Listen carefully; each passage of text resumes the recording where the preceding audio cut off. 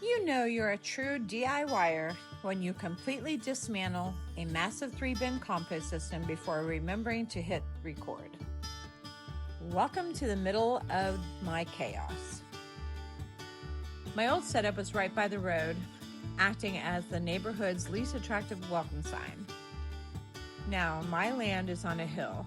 That means every time I want to build something, just like my log cabin and just like my garden and my pergola, I have to cut into the hill to make a flat area. I had to use my trusty lawn tractor to get this old heavy wood pallet compost bin moved to its new flat home.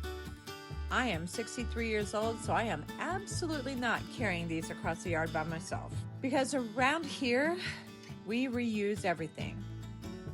I'm saving these old pallets. They already know their job, and now it's time to actually put the pallet walls back together. Of course, I couldn't find a normal hammer to put my stakes in. Absolutely no. But I can wield this axe hammer like an absolute champ. And I still have all my limbs.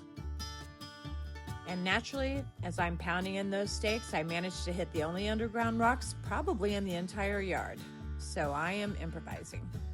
Once all the pallet walls were finally finished and in place, then I went down and put the cardboard inside to act as the ultimate free weed barrier. But moving the wood and laying cardboard was just the appetizer.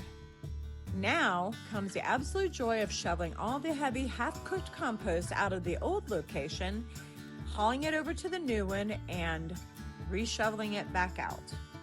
My back usually files a complaint right about now, but I'm getting it done. I'm rebuilding this into a 2-bin compost system for the veggies, and the 3rd bin is getting an exclusive new job. It is officially going to be the lounge for saving my sheep wool. Why save the sheep wool? You'll have to check out my video that I have on that. The best sponge that holds moisture and is absolute gold for the garden. Composting isn't just about hiding waste. It is entirely about soil integrity. My whole garden, which I've named Till Eden Comes, relies on creating living soil. I am building a completely regenerative, organic polyculture, a true ecosystem. To me, this is about stewardship. It's about taking care of what is mine here on earth, nurturing it the way God built the Garden of Eden until heaven comes. There's no fancy crew here, just me, a lawn tractor, free reuse pallets, and a lot of stubbornness. If I can build this to feed my soil, you can tackle your yard projects too. Get out there and get your hands dirty. You can do this.